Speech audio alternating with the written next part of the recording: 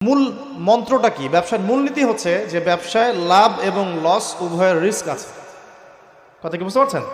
এক ভাই ব্যবসা করছেন, লাভও হতে পারে, লসও হতে পারে। যখন আমরা রিবা মুক্তভাবে একটা ইসলামিক অর্থনীতি প্রতিষ্ঠা করব, তখন ব্যবসাভিত্তিক ইসলামিক অর্থনীতি যখন চলবে, তখন ক্যাপিটাল বা সম্পদটা এক হাত থেকে আরেক হাতে সার্কুলেট হতে থাকবে। মনে করেন আমরা ব্যবসা করছি একটা মার্কেটের মধ্যে, ছোট করে বোঝাই, একটা ছোট্ট মার্কেট, ছোট্ট বাজার, এখানে সবাই ব্যবসা করছি। এই ব্যবসার মধ্যে কেউ লাভ করবে, কেউ লস করবে। যে ব্যক্তি লাভ করবে, লাভ করে আস্তে আস্তে আস্তে ধনী হবে, যখন তার ধন নিসাব পরিমাণ সম্পদ অতিক্রম করবে, তখন তাকে জাকাত দিতে হবে। এতে করে সমাজের যে অংশের মানুষের হাতে সম্পদ নাই, সে অংশের মানুষের কাছে জাকাতের মধ্য দিয়ে সম্পদ যাবে, সম্পদ সার্কুলেট করবে সমাজ।